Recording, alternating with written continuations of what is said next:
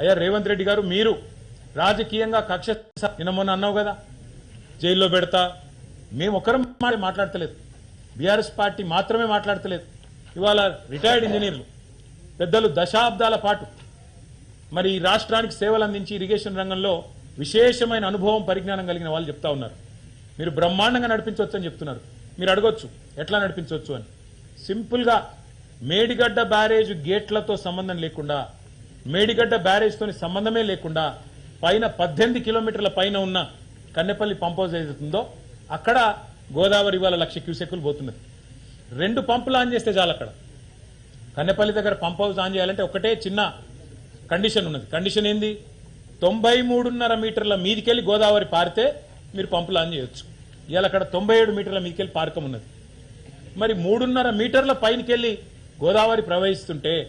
అక్కడ బ్రహ్మాండంగా కన్నెపల్లి దగ్గర మేము పోయి చూసినాం 1,00,000 క్యూసెక్కులు నీళ్లు పోతున్నాయి అంటే రోజుకు 9 టీఎంసీల నీళ్లు మంచిగా బ్రహ్మాండంగా లోవర్ మానేరు డ్యామ్ నింపైన నీళ్లున్నాయి అక్కడ ఆ నీళ్లను నింపకుండా నీళ్లను ఎత్తిపోయకుండా పంపులు చాలు చేయకుండా తప్పించుకునే ప్రయత్నం చేస్తున్నది ప్రభుత్వం మేము చెప్పిందల్లా మన కన్నెపల్లి పోయి కానీ తర్వాత నిన్న మొన్న కానీ ఒకటే ఒక మాట అయ్యా మేడిగడ్డ బ్యారేజ్తో సంబంధం లేదు మేడిగడ్డ బ్యారేజ్ని మీరు గేట్లు దించమని మేము అడుగుతలేము మేడిగడ్డను ముట్టుకో ఇంకేదో చేయమని కూడా మేము చెప్తలేము మేడిగడ్డకు 18.5 కిలోమీటర్ల పైన ఉన్న కన్నెపల్లి దగ్గర మీరు పంపులు ఆన్ చేస్తే ఆడికెళ్ళి అన్నారం పోతాయి అన్నారంకెళ్ళి సుందిల్ల పోతాయి ఆ అన్నారం సుందిల్ల బ్యారేజ్ మీ గవర్నమెంటే మా గవర్నమెంట్ కాదు 2024 జూన్లో మీ కాంగ్రెస్ ప్రభుత్వం వచ్చిన తర్వాత గ్రౌటింగ్ పని మీ అధికారులే పూర్తి చేసింది గ్రౌటింగ్ పూర్తయింది బ్రహ్మాండంగా నీళ్లు నిల్వ ఉంచవచ్చు లేదా నీళ్లను వెంటనే ఎల్లంపల్లికి సమాంతరంగా 3 పంప్ హౌజులు కింద చాలు చేస్తే కన్నెపల్లి దగ్గర 3 టీఎంసీల లిఫ్టింగ్ కెపాసిటీ ఉంది కన్నెపల్లి అన్నారం సుందిల్ల 3 చోట్ల పంపులు ఒకటేసారి ఆన్ చేస్తే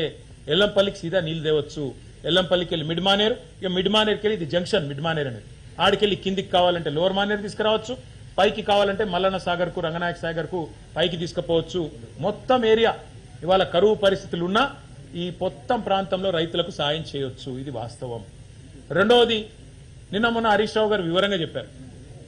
ఏమన్నారు ఇవాళ శ్రీపాద ఎల్లంపల్లి మీద ఎల్లంపల్లి ప్రాజెక్టులో కూడా నీళ్లు లేవు ఆడ కూడా 4-5 టీఎంసీలే ఉన్నాయి మీరు అక్కడికన్నా నీళ్లు లిఫ్ట్ చేయకపోతే ఇంకొక పెద్ద ప్రమాదం ఉంది సాగునీరు పోనీ మీకు సాగునీరు అంటే పట్టి లేదు రైతులంటే ప్రేమ లేదు మళ్ళీ రైతులు పంటలు పండిస్తే యూరియా ఇయ్యాలి నీళ్ళు ఇస్తే యూరియా ఇయ్యాలి మళ్ళీ పంట పండితే పంట కొనాలి పంట కొంటే మద్దతు ధర ఇయ్యాలి మద్దతు ధర ఇస్తే మళ్ళీ తర్వాత బోనస్ ఇయ్యాలి ఈ బాధ అంతా ఎందుకు ఎగ్గొడదామని నువ్వు అనుకుంటున్నావేమో రైతులు ఆల్రెడీ అర్థమైంది పోనీ ఎల్లంపల్లికి కనీసం నీళ్లు కనుక నువ్వు తేకపోతే రేపు జరిగేది ఏంటంటే హైదరాబాద్ మహానగరం కూడా ఎండిపోతుంది హైదరాబాద్ నగరం యొక్క తాగునీటి అవసరాలు కూడా ఎల్లంపల్లి ప్రాజెక్టు మీదే ఆధారపడి ఉన్నాయి ఆ ఎల్లంపల్లి ప్రాజెక్టుకు మీరు కనుక నీళ్లు పంపు చేయకపోతే అన్నారం నుంచి కన్నెపల్లి నుంచి డెఫినెట్ గా హైదరాబాద్ లో కూడా సివియర్ డ్రింకింగ్ వాటర్ క్రైసిస్ రాబోతా ఉన్నది ట్యాంకర్లు ఇప్పటికే 15,000 ట్యాంకర్లు బుక్ అవుతున్నాయి హైదరాబాద్ లో మరి ఇంకా పెరిగే ప్రమాదం ఉంది ఇంకా తాగునీటికి అల్లాడిపోయే ప్రమాదం ఉంది దీంతో పాటు కరెంటు సమస్య కూడా వచ్చే ప్రమాదం ఉంది ఎందుకంటే 2 విద్యుత్ ఉత్పత్తి కేంద్రాలు ఎన్టీపీసీది కానీ అట్లాగే పక్కనే ఉన్న జైపూర్ కానీ రెండిటికి కూడా మళ్ళీ ఎల్లంపల్లె బేస్ నీళ్లు కావాలి మరి కరెంటు కష్టాలు వచ్చే ప్రమాదం ఉంది తాగునీటి సమస్య వచ్చే ప్రమాదం ఉంది రైతులైతే మరి ఇది ఈరోజు జూలై 13 సాధారణంగా జూన్ 2వ వారంలో వర్షాలు పడతాయి మాన్సూన్ వస్తుంది మరి ఆ మాన్సూన్ వచ్చినాక పంటలు వేసుకుంటారు నాట్లు వేసుకుంటారు విత్తనాలు మరి ఇప్పటికే తెచ్చుకున్నారు మొత్తం ఇంతజాం చేసుకొని కూర్చో ఉన్నారు వాళ్ళందరూ ఇవాళ ప్రభుత్వం దిక్కు చూస్తా ఉన్నారు ఎందుకు పంపులు ఆన్ చేస్తలేవు ఏ కారణం చేత ఇబ్బంది అని చెప్పి అడుగుతా ఉన్నారు మీరేమంటున్నారు రేవంత్ రెడ్డి గారు ఒకటే మాట మీరు చెప్పేది అధికారులు చెప్తే అధికారులను చెర్లపల్లి జైలు వేస్తా వీళ్ళకి తెలివితేటలు ఎక్కువైనాయి జైలు వేస్తా అట్లాగే వేరే పార్టీ నాయకులు మాట్లాడితే వీళ్ళు బీఆర్ఎస్ తో కుమ్మక్కైనరు వాళ్ళ మీద బండలేస్తావు ఇక మూడోది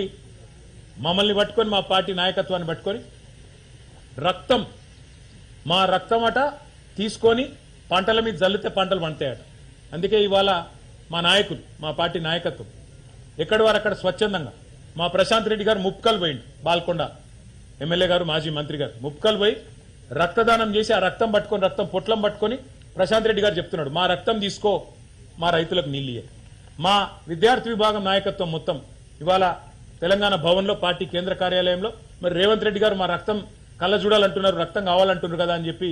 వాళ్ళు రక్తదానం చేసి రేవంత్ రెడ్డికి ఇద్దామని చెప్పి ఆయన ఇంటికి బయలుదేరింది. వాళ్ళని అరెస్ట్ చేసింది. అరెస్ట్ చేసి ఇవాళ అక్కడ పోలీస్ స్టేషన్లో పెట్టింది. నీకు రక్తమే కావాలంటే రేవంత్ రెడ్డి గారు రేపు కరీంనగర్లో కూడా ఇక్కడ బ్లడ్ డొనేషన్ ఏర్పాటు చేస్తాం, మేమందరం రక్తం ఇస్తాం నీకు కావాలంటే. మా రక్తమే అంతా నీకు కావాలనుకుంటే, మా రక్తం చూస్తేనే నీ కళ్ళు శాంతిస్తాయి అనుకుంటే అందరం రక్తదానం చేస్తాం, నీకు పంపిస్తాం. కానీ రైతులకు నీళ్ళు ఇయ్యి. ఇదేం దరిద్రం నాకు అర్థం కాదు. నువ్వు రాష్ట్ర ముఖ్యమంత్రిలాగా ఆలోచించకుండా చిల్లర మాటలు, తెల్లారు లేస్తే బూతులు, ఇవి తప్ప ఇంకోటి నీకు వస్తలేదు. అందుకే ఇవాళ ఇన్ని జలాశయాలు ఎల్ఎండి కానీ ఎంఎండి కానీ 20%కు మించి నిండింది ఎక్కడా లేదు రాష్ట్రంలో,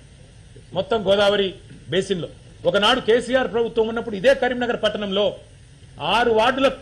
24 గంటలు నీళ్ళు ఇచ్చే ప్రయోగాత్మకంగా పైలట్ ప్రాజెక్ట్ స్టార్ట్ చేసినాం మేము. ఇవాళ పరిస్థితి ఏంది? ఒకనాడు మేము డైలీ వాటర్ ఇచ్చేది ప్రతి వార్డుకు, ప్రతి ఇంటికి. ఇవాళ కరీంనగర్లో పరిస్థితి మీరు రోజు తప్పించి రోజు నీళ్ళు ఇచ్చే పరిస్థితి కూడా లేదు. అందులో ఇప్పుడే అన్న చెప్తున్నాడు, బూస్టర్లు పెట్టి నీళ్లు లిఫ్ట్ చేస్తే మొత్తం మట్టి నీళ్లు, మట్టి రంగులో నీళ్లు, ఆగమాగం పరిస్థితి. అందుకే భేషజానికి పోకుండా రాష్ట్ర ప్రజల ప్రయోజనాలు దృష్టిలో పెట్టుకొని, రాష్ట్ర రైతుల ప్రయోజనాలు దృష్టిలో పెట్టుకొని, రాష్ట్ర ప్రజల తాగునీటి పరిస్థితి దృష్టిలో పెట్టుకొని వాతావరణ నిపుణులు చెప్తున్నారు ఎల్నీనో వచ్చిందని, వాళ్ళకు బెల్ట్ ట్రీట్మెంట్ ఇవ్వాలి అంటాడు. వాతావరణ నిపుణులు కరువు వస్తుందిరా అంటే వాళ్ళకు బెల్ట్తో కొట్టాలి అంటాడు. శ్యామ్ ప్రసాద్ రెడ్డి గారు పాపం ఎంత ఘోరం అంటే, వాళ్ళు నేను ఉదయం మాట్లాడినా శ్యామ్ ప్రసాద్ రెడ్డి గారు, అన్న మీరు కళ్ళలో నీళ్లు, మీ కళ్ళలో నీళ్లు తిరుగుతుంటే మాకు మంచిగా అనిపించలే అన్న, మీరు మాతో తెలంగాణ కోసం కొట్లాడిన వాళ్ళు ఏమనుకోక శ్యామన్న, ఈ ముఖ్యమంత్రి ఇట్లా మాట్లాడినందుకు ఆయన తరపున, రాజకీయ వ్యవస్థ తరపున ఇంజనీర్లుగా పనిచేసి, ప్రభుత్వ ఉద్యోగులుగా పనిచేసి, నిజాయితీగా పనిచేసిన మీరు బాధపడడం నాకు బాధ అనిపించింది శ్యామన్న అని చెప్పి ఫోన్ చేస్తే